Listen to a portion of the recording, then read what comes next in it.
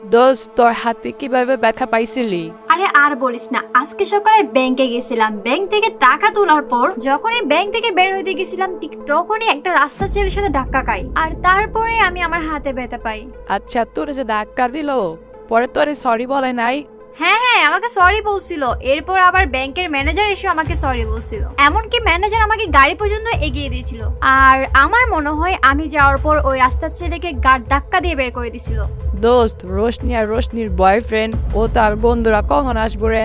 আমরা কখন থেকে বসে আছি, ওদের আসার কোনো নামই নাই। আসবে আসবে, আমি তো একটু আগে ফোন দিলাম, রোশনি বলল কাছাকাছি চলে আসছে। দোস্ত, আমার কিন্তু রোশনির বয়ফ্রেন্ড অমিত রে অনেক ভালো লাগে। অমিত যদি রোশনির বয়ফ্রেন্ড না হইয়া আমার বয়ফ্রেন্ড হইতো, কতই না ভালো হইতো। কি উল্টা পাল্টা বলতেছিস? রোশনি আমাদের বান্ধবী হয় না? আর বান্ধবী হয়ে বান্ধবীর বয়ফ্রেন্ডের উপর নজর দেশ? আর আমি তো ওয়েট করতেছি রোশনির বয়ফ্রেন্ড অমিতের বন্ধুদের জন্য। এই সেই কোয়েল যার সাথে আজ সকালে প্রিমিস ধাক্কা খায়। কোয়েল প্রিমিসের সাথে ধাক্কা খাওয়ার কথা তার বান্ধবীদের বলেছিল। আর আজকে কোয়েল এই রেস্টুরেন্টে এসেছে রোশনি ও তার বয়ফ্রেন্ড অমিতের বন্ধুদের সাথে দেখা করার জন্য। কোয়েল আর তার বান্ধবীরা মূলত এসেছে অমিতের বন্ধুদের পটানোর জন্য। কিন্তু কোয়েল তো জানে না আজকে যেই ছেলেটার সাথে সকালে ব্যাংকে ধাক্কা খেয়েছিল সেই ছেলেটি অমিতের বন্ধু প্রিমিস। যখন কোয়েলের সাথে প্রিমিসের আবার দেখা হবে, কি হবে তখন জানতে চাইলে শেষ পর্যন্ত ভিডিওটি দেখতে থাকুন। কিরে প্রিমিস, কি হইলো? দাঁড়ায় পড়লি কেন? রেস্টুরেন্টের ভিতরে চল। দিবস, তোরা একটু ভিতরে যা, আমি একটু ওয়াশরুম থেকে আসতেছি। এরপর রোশনি ও তার বয়ফ্রেন্ড অমিত আর দিবস ও সাকিব রেস্টুরেন্টের মধ্যে ঢুকে যায় আর প্রিমিস ওয়াশরুমের দিকে যায়।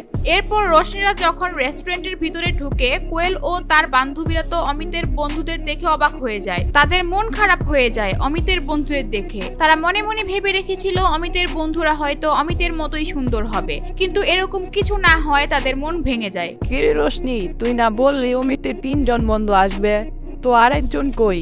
আরেকজন একটু ওয়াশরুমে গেছে, ও এখন এসে পড়বে। অমিত, তোমার ইমো নাম্বারটা দিও তো, পড়ালেখার ব্যাপার নিয়ে কিছু কথা ছিল তোমার সাথে। অমিত তো ইমোটিমো এগুলা চালাই না, আর অমিত তো পড়ালেখা তেমন করে না, আমার সাথেই কলে বিজি থাকে। সবাই যখন টেবিলে একসাথে বসেছিল, ওই টেবিলে শুধুমাত্র একটি চেয়ারই খালি ছিল, আর ওই চেয়ারটিতে প্রিমিস এসে বসবে। রোশনির বান্ধবীরা তো অমিতের বন্ধুদের দেখে মন খারাপ করেছিল। যখনই শুনেছে আরেকজন আসবে, তখন তারা ভেবেছিল ওই ছেলেটি মনে হয় অমিতের মতো হ্যান্ডসাম হবে। আর ঠিক তখনই ওইখানে হাজির হয় অমিতের বন্ধু প্রিমিস। প্রিমিস আসার পর দূর থেকেই কোয়েলকে দেখে চিনে ফেলে। শুধু তাই নয়, কোয়েলও প্রিমিসকে দেখে চিনে ফেলে। এখন কোয়েল কি প্রিমিসকে অপমান করবে? আর প্রিমিস কি তা সহ্য করে নেবে, নাকি সেও তার পাওয়ার দেখিয়ে দিবে? কিরে প্রিমিস, তুই তো এখানে দাঁড়া থাকবি নাকি এখানে এসে বসবি? ওয়েট, আমি আসতেছি। এরপর প্রিমিস টেবিলে গিয়ে কোয়েলের পাশে বসে। প্রিমিসকে দেখে তো কোয়েলের বান্ধবীদের আরো মন খারাপ হয়ে যায়। দিবস আর সাকিবের ড্রেস তো মোটামুটি ভালোই ছিল, প্রিমিসের ড্রেস দেখে তারা আরো মন খারাপ করে ফেলে। তারা তো আর জানে না এই পুরান জামা কাপড় পরা ছেলেটি কোটি কোটি টাকার মালিক। যাই হোক, এরপর কোয়েল তো একদম রেগে যায় আর বলে, তোমাদের বলছিলাম না আজকে সকালে আমি একটা ছেলের সাথে ধাক্কা খেয়ে হাতে ব্যথা পাইছিলাম? সেই ছেলেটা আর কেউ না, এই প্রিমিস। এটা শুনে তো সবাই অবাক হয়ে যায়। আর প্রিমিস মাথা নিচু করে মন খারাপ করে বসে থাকে, সে কোনো কথাই বলে না। সো গাইস, আমরা ভিডিওটা এখনই শুরু করব। তো এর আগে একটা ভাইয়ের সাথে আপনাদেরকে পরিচয় করে দিই, যার কাছ থেকে আমি ফ্রি ফায়ার ডায়মন্ড অফ করি। চাইলে আপনারাও ডায়মন্ড অফ করতে পারেন। তো সে 100% ট্রাস্টেড এন্ড কম দামে ডায়মন্ড দিয়ে থাকে।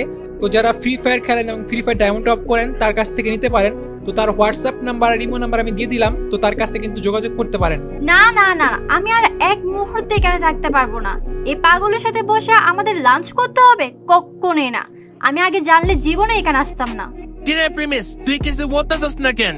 তুই কি আসলে কোয়েলের সাথে ধাক্কা খাইছিলি? হ্যাঁ, ওনার সাথে আমার ধাক্কা লাগছিল, আর আমি সাথে সাথে ওনাকে সরিও বলছি। আর ওইটা তো একটা অ্যাক্সিডেন্ট ছিল।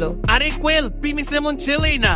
ও খুব পরিশ্রমী আর খুব ভালো ছেলে, আর ও পড়ালেখাও খুব ব্রিলিয়ান্ট। আমার মনে হয় তোমার কোথাও ভুল হচ্ছে। আচ্ছা দোস্ত প্রিমিস, তুই ব্যাংকে কেন গেছিলি?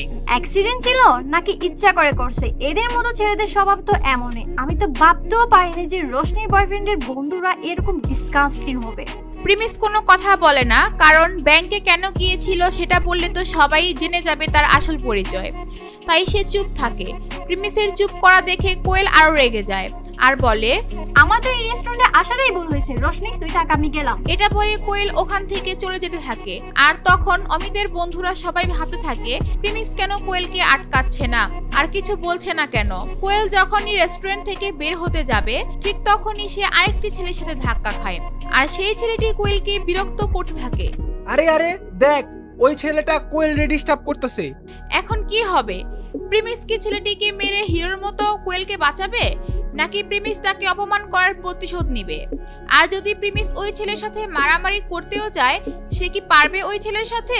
কি হবে এরপর সেটা জানতে চাইলে দিবস গেমিং এর ইউটিউব চ্যানেলে সাবস্ক্রাইব করে নোটিফিকেশন বাটনটি বাজিয়ে রাখেন। আর গাইস, আপনারা যারা ফ্রি ফায়ার ডায়মন্ড টপ করতে চান তারা কিন্তু এই হোয়াটসঅ্যাপ নাম্বারে যোগাযোগ করতে পারেন, অনেক কম দামে এখান থেকে ডায়মন্ড নিতে পারবেন।